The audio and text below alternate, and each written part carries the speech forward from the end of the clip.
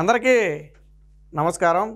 పాపం జగన్మోహన్ రెడ్డి ఓడిపోయిన తర్వాత పూర్తిగా మతిభ్రమించినట్టుంది. ఇప్పుడు సాధారణంగా ఎవరైనా రాజకీయాల్లో గెలుపోవటములు సహజం, నేను దాన్ని కాదన్ను. ఓడిపోయిన పార్టీ ఏం చేయాలి, అసలు మనం ఎందుకు ఓడిపోయాం, మనకి ఎన్ని సీట్లు వచ్చాయి, ఇంత దారుణ పరాజయానికి కారణం ఏంటి, ప్రజలు మనల్ని ఎందుకు నమ్మలేదు అనే విషయాల మీద విశ్లేషించుకుని ఆ తప్పు మళ్ళీ జరగకుండా చూసుకునే ప్రయత్నం చేయాలి. అది రాజకీయ పార్టీ లక్షణం. 2019లో చంద్రబాబు గారు ఓడిపోయిన తర్వాత ఏం చేశారు, పార్టీ ఎక్కడ దెబ్బతింది, ఎందుకు దెబ్బతింది అనే అంశాలను సమీక్షించి 5 ఏళ్ల పాటు వాటి మీద ప్రత్యేక దృష్టి పెడితే ఈరోజు అధికారంలోకి వచ్చారు. కానీ ఇక్కడ జగన్మోహన్ రెడ్డి అందరికంటే భిన్నం. ఓడిపోయిన తర్వాత కూడా పాత సింతకాయ పచ్చడే అంటాడు. అరే 5 ఏళ్ల పాటు నువ్వు చెప్పిన కథనే మళ్ళీ ఓడిపోయిన తర్వాత కూడా చెబితే ప్రజలైనా ఎవరైనా విశ్వసిస్తారా? ఇంక రెండోది, జగన్మోహన్ రెడ్డి ప్రతిసారి ఏం చెప్పాడు, మీరు నా వల్ల మీ ఇంట్లో మంచి జరిగితే ఓటేయండి అనే కదా చెప్పింది. మరి ఇప్పుడు ప్రజలు ఓటేయలేదంటే మంచి జరగలేదనే కదా. నువ్వు దాన్ని ఒప్పుకోవాలా వద్దా? ప్రజల నిర్ణయాన్ని నువ్వు ఒప్పుకోవాలా వద్దా? నువ్వు ప్రజలకో పిలిపించావు, నువ్వు ఇంటింటికి నీ గడపకి ఏదో పంపావు కదా పాంప్లెట్లు, ఇదిగో మీ ఇంట్లో ఎంత మంచి జరిగింది, ఇదిగో మీ ఇంట్లో ఎంత మంచి జరిగింది అని చెప్పి పాంప్లెట్లు పంపావు కదా. నీ పాటలో కూడా పెట్టుకున్నావు కదా, మంచి జరిగితేనే ఓటేయమన్న దమ్మున్న మనగాడు జగన్మోహన్ రెడ్డి అని పెట్టుకున్నావు కదా నీ పాటలో. మరి ప్రజలు ఓటేయలేదంటే ఏంటి అర్థం? వాళ్ళ ఇంట్లో మంచి జరగలేదని. మరి నువ్వు ప్రజా నిర్ణయాన్ని ఒప్పుకోవాలి కదా. ఒప్పుకోవటం మానేసి మొన్న ఓడిపోయిన రోజు కూడా ఏం మాట్లాడతాడు జగన్మోహన్ రెడ్డి, నేను ఇన్ని పథకాలు ఇచ్చాను వాళ్ళందరూ ఏమైపోయారు, నేను ఇన్ని పథకాలు ఇచ్చాను వీళ్ళందరూ ఏమైపోయారు అంటాడు. నువ్వు 5 ఏళ్ల పాటు నువ్వు చెప్పింది అదే కదా, నేను అమ్మఒడి ఎంత ఇచ్చా, రైతు భరోసా ఎంత ఇచ్చా, మహిళలకి ఎంత ఇచ్చా, లేకపోతే ఆటో వాళ్ళకి ఎంత ఇచ్చా అని నువ్వు 5 ఏళ్ళు పాడిన పాటే కదా. నువ్వు అంత పాడినా కానీ ఏం చేశారు, ఇంటికి పంపారు. అంటే అర్థం ఏంటి, నువ్వు రూపాయి ఇచ్చి 2 రూపాయలు పీక్కుంటున్నావు. ఆ మాత్రం వాళ్ళకి తెలీదా? మళ్ళీ అదే పాత సింతకాయ పచ్చడి మళ్ళీ. ఇప్పుడు కూడా ఏం మాట్లాడుతున్నాడు జగన్మోహన్ రెడ్డి, అసలు బేసిక్గా మనకు లేనిదే విలువలు విశ్వసనీయతలు కదా. మనకంటే జగన్మోహన్ రెడ్డి పార్టీకి లేనిదే విలువలు విశ్వసనీయతలు. కానీ అలాంటి విలువలు విశ్వసనీయతల గురించి ఓడిపోయిన తర్వాత కూడా, ప్రతిపక్ష హోదా కూడా లేకుండా చీకొట్టిన తర్వాత కూడా మళ్ళీ విలువలు విశ్వసనీయతలని మాట్లాడుతున్నాడు. మరి ఇంతకంటే దౌర్భాగ్యం ఉంటుందా? సో ఏం మాట్లాడుతున్నాడు ఒకసారి చూద్దాం. చూడండి ఏం మాట్లాడుతాడు ఒకసారి. విలువలు విశ్వసనీయత ఈ పదాలకు అర్థం తెలిసి ఉండడం రాజకీయాలలో చాలా అవసరం. రాజకీయాల్లో విలువలు విశ్వసనీయత ఉండాలనేది వాస్తవం. కానీ మనకి లేనిదే అది కదా. మరి లేని దాని గురించి నువ్వు మాట్లాడితే అలాగా, ఏదో శుద్ధిని సుప్పని అని చెప్పి ఏదో శుద్ధపోస అని చెప్పి ఏదో సాంగ్ ఉంది చూసారా, అది జగన్మోహన్ రెడ్డి కోసమే రాసినట్టుంది. అది నువ్వు నీకు ఉన్న వాటి గురించి ఏదైనా మాట్లాడితే ఓకే హ్యాపీ, మనకు లేని వాటి గురించి మనం మాట్లాడితే ఏదో సినిమాలో అంటారు చూడు, నీకు చేతగాని పనిని కూడా చెయ్యొచ్చని ఇంత కాన్ఫిడెంట్గా చెప్పినోడు నేను ఒక్కనే చూశానని చెప్పి ఏదో డైలాగ్ ఉంది చూసారా, అలాగుంది జగన్మోహన్ రెడ్డి చెప్పింది. ఏం మాట్లాడుతున్నాడు ఏనండి ఒకసారి. రాజకీయం అంటే ఎల్లవేళలా అధికారమే కాదు. అవును కరెక్టే. లేనప్పుడు కష్టాలు ఖచ్చితంగా వస్తాయి. కానీ ఖచ్చితంగా కష్టాలు వచ్చినప్పుడు మనం ఖచ్చితంగా ఏ రకంగా రియాక్ట్ అవుతాం అన్నది మన చేతుల్లో ఉంది. కరెక్టే. అధికారంలో లేనప్పుడు కష్టాలు వస్తాయి, కష్టాలు వచ్చినప్పుడు రియాక్ట్ అవ్వాలా. మరి రియాక్ట్ అవ్వటం అంటే ఏంటి, జరిగిన తప్పుని సమీక్షించుకోవటం, అందరినీ కూర్చోబెట్టి మాట్లాడటం. జగన్మోహన్ రెడ్డి ఎందుకు ఓడిపోయాడు అనే దానికి చాలా కారణాలు ఉన్నా, కొన్ని కారణాలు నేను చెప్తా. వైసీపీ నేతలు చెప్పినవే. జగన్మోహన్ రెడ్డి సొంత ఎమ్మెల్యేలను కూడా ఎప్పుడు కలవలా, సొంత ఎంపీలకు కూడా ఎప్పుడు అపాయింట్మెంట్ ఇవ్వాలా. సో ఎమ్మెల్యేలు ప్రజల సమస్యలు ఏమున్నాయి అనేది జగన్మోహన్ రెడ్డికి చెప్పే ప్రయత్నం చేస్తే మధ్యలో బంట్రోతులకి చెప్పి వెళ్ళిపోమన్నాడు తప్ప జగన్మోహన్ రెడ్డి ఎప్పుడు వినలా.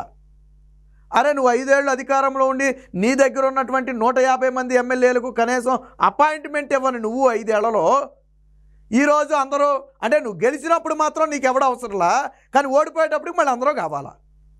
నువ్వేం చెప్పాలనుకుంటున్నావు? ఈరోజు వైసీపీ పార్టీ జగన్మోహన్ రెడ్డి వల్ల ఓడిపోయిందా, వాళ్ళ నాయకుల వల్ల ఓడిపోయిందా? జగన్మోహన్ రెడ్డి వల్ల ఓడిపోయింది. ఏ రోజైనా వాళ్ళ క్రెడిట్ ఇచ్చావా? ప్రతిసారి నేను నొక్కా మీ అకౌంట్లో పడ్డాయి, నేను నొక్కా మీ అకౌంట్లో పడ్డాయి. మరి వాళ్ళు ఏం చేశారు, అందులో నొక్కింది నువ్వు, తీసుకుంది ప్రజలు. అందులో మధ్యలో ఎమ్మెల్యేలు ఏం చేశారు, ఎంపీలు ఏం చేశారు? కానీ నువ్వు చేసిన పాపాలు ఎవరికి చుట్టుకున్నాయి, వాళ్ళకు చుట్టుకున్నాయి. నీకు 151 వచ్చినప్పుడు జగన్మోహన్ రెడ్డిని చూసి ఓటు గుద్దారా అన్నావు. మరి 11 వచ్చినప్పుడు కూడా జగన్మోహన్ రెడ్డిని చూసే కదా ఓటు గుద్దింది. అది ఒప్పుకోవాలి కదా నువ్వు, అది ఒప్పుకోవు. ఇంకా ఏం మాట్లాడుతున్నావు మాట్లాడు. విలువలు విశ్వసనీయత లేని మనిషిగా రాజకీయాలు చేద్దామా? ఇది గుర్తుపెట్టుకోండి. లేదా కష్టాలు వచ్చినప్పుడు ఆ కష్టాలను ఎదుర్కొని హుందాగా నిలబడుతూ మళ్ళీ 5 సంవత్సరాలు కళ్ళు మూసుకుంటే 5 సంవత్సరాలు అయిపోతాయి, మళ్ళీ 5 సంవత్సరాల తర్వాత మన పాలన వస్తుంది, మన ప్రభుత్వం వస్తుంది, అప్పుడు మళ్ళీ మనమే ఆందోళన ఎక్కుతాం అన్నది కూడా గుర్తుపెట్టుకొని ఏదో గాంధీ గారు కళలు కనమన్నారు కానీ కథలు మింగమనలేదని చెప్పి ఒక డైలాగ్ ఉంది. ఆ డైలాగ్ ఇప్పుడు చెప్పాలా? నేను ఈడ్చితంతే ఇప్పుడు ప్రతిపక్ష హోదా రాలేదు కదా, ఎన్నికలు అయిపోయి ఇంకా ప్రమాణ స్వీకారం కూడా చేయలేదు కదా అధికార పార్టీ నేతలు, అప్పుడే ఏకంగా మన పార్టీ వచ్చేద్దని కళలు కనేయడం మొదలుపెట్టాడు. అసలు నువ్వు అందరినీ కూర్చోబెట్టి మాట్లాడింది ఎప్పుడు? తప్పులేదు, నువ్వు గెలుస్తానని నమ్మకం ఉంటే తప్పులేదు. ఆల్రెడీ ఈ ఓవర్ కాన్ఫిడెన్సే. వై నాట్ 175 అంటే ఏం చేశారు? 175 అంటే గతంలో ఇచ్చినట్లు ఆ మధ్యలో 5 పీకేసి 11 మిగిల్చారు. అది ఓవర్ కాన్ఫిడెన్స్. వై నాట్ 175 అనేది ఓవర్ కాన్ఫిడెన్స్.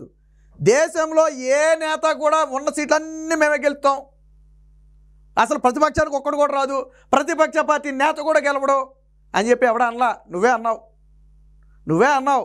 ప్రజలు అందుకే చీకొట్టి పంపారు. ఇక నువ్వేదో అన్నావు, ఏంటది? ఇందాక ఏదో మాట అన్నాడు, అన్నాడు ఒకసారి. వచ్చినప్పుడు ఆ కష్టాలను ఎదుర్కొని హోందా లేని మనిషిగా రాజకీయాలు చేద్దామా, విలువలు విశ్వసనీయత లేని మనిషిగా రాజకీయాలు చేద్దామా? వాళ్ళు ఈ పదం ఏంటో నాకు అర్థం కాల. విలువలు విశ్వసనీయతలు లేని మనిషిగా రాజకీయం చేద్దామా అంటున్నారు. ఒకవేళ నిజంగా రాజకీయం చేసే ఉద్దేశం ఉంటే తప్పుని ఎత్తి చెప్పడంలో తప్పు లేదు. కానీ నువ్వు నీ సాక్షిలో నిన్నటి నుంచి ఒకటి మొదలు పెట్టారు. మరి అది విలువలు విశ్వసనీయతలు ఎలాగవుద్దో నాకైతే అర్థం కాల. చంద్రబాబు క్యాబినెట్లో 15 మంది ఖమ్మం మంత్రులంట. మరి ఈ వార్త వేసిన ఏ చెప్పుతో కొట్టాలా? ఈ వార్త వేసిన వాడిని ఏ చెప్పుతో కొట్టాలా? దీని ఛానల్ నడిపేవాడిని ఏ చెప్పుతో కొట్టాలా? 15 కమ్మ పోస్టులు ఎక్కడో చూపిస్తావు నువ్వు. 10 చంద్రబాబు గారి క్యాబినెట్లో ఉన్నది 4 కమ్మ పోస్టులు, 25కి 4 చూపిస్తావా? ఎక్కడున్నాయో 15? గతంలో 30 మంది కమ్మ డిఎస్పీలు అన్నాడు కదా, అలాంటి ఫేక్ ప్రచారమే ఈరోజు కూడా. ఇదా విలువలతో కూడిన రాజకీయం అంటే? ఇదా విలువలతో కూడిన రాజకీయం? నువ్వు చెప్పావు కదా, విలువలతో కూడిన వ్యక్తిలాగా రాజకీయం చేద్దాం అన్నావు. ఇదేనా నువ్వు చేసే రాజకీయం? ప్రజలు ఎందుకు చీకొట్టారో కనీసం అర్థం చేసుకోకుండా మళ్ళీ అప్పుడే నీచిబుద్ధి మొదలు. నువ్వు చేసిన ఫేకు, నువ్వు వాడిన అబద్ధాలు, నువ్వు చేసిన అరాచకం, ఇవే ఈరోజు నిన్ను ఓడించింది. మళ్ళీ నువ్వు మారకుండా మళ్ళీ పాత చింతకాయ పచ్చడి అంటే ప్రజలు చూస్తూ ఊరుకుంటారా? ఈసారి ఉన్న గోచి కూడా పీకేస్తారు. మొన్నటి వరకు సూట్ వేసుకుని తిరిగావు, ఇప్పుడు మొత్తం పీకేసి మధ్యలో చిన్న గోచి చెట్టారు. ఈసారిగానే ఇలాగే మాట్లాడేవనుకో, ఆ మధ్యలో గోచి కూడా పీకేస్తారు. ఇక తర్వాత నువ్వు బయటకు రావాలో వద్దో నువ్వే నిర్ణయించుకోవచ్చు. ఉన్న గోచి పీకడం ఖాయం. అది ముందు రాజకీయాల్లో విలువలు విశ్వసనీయతలు ముందు మనకు ఉండాలా. కులం చూడలేదు, అడుగులు వేస్తామా అన్నది మనలో ప్రతి ఒక్కరు కూడా ఆలోచన చేసుకోవాలి. ఇదే మన ప్రభుత్వం అధికారంలో ఉన్నప్పుడు కులం చూడలేదు, మతం చూడలేదు, ప్రాంతం చూడలేదు, రాజకీయాలు చూడలేదు. మళ్ళీ పాత చింతకాయ పచ్చడే మళ్ళీ వచ్చేసే మొదటికి. నేను అని చెప్పేది అదే. నువ్వు ప్రతిపక్షం అధికారంలో ఉన్న రోజులు చెప్పింది అదేగా. కులం చూడడం, మతం చూడడం, ప్రాంతీయ చూడడం, పార్టీ చూడడం. నువ్వేం చూడలేదు కాబట్టి ప్రజలు నేను చూడాల. నువ్వు ఏదైతే చెప్తావో దానికి రివర్స్లో చేస్తావు. నువ్వు టీడీపీ నాయకులు ఆ పథకాలు పీకేస్తావు, కులాల పేరుతో వాళ్ళకి చిచ్చులు పెట్టే ప్రయత్నం చేస్తావు. కమ్మలేమో కమ్మలతో తిట్టిస్తావు, కాపులనేమో కాపులతో తిట్టిస్తావు, ఎస్సీని ఎస్సీతో తిట్టిస్తావు, ఎస్టీని ఎస్టీతో తిట్టిస్తావు. మరి ఇవన్నీ కుల రాజకీయాలు కాదా? కులాల పేరిటి కదా నువ్వు చెచ్చుకొట్టింది. అమరావతిని కమ్మరావతి అని కులాన్ని అంటగట్టింది నువ్వు కాదా? నాడు కరోనాకి వ్యాక్సిన్ వేస్తే కమ్మోళ్ళు తెచ్చారు వ్యాక్సిన్ అంది నువ్వు కాదా? నువ్వు చేసింది కదా కుల రాజకీయం.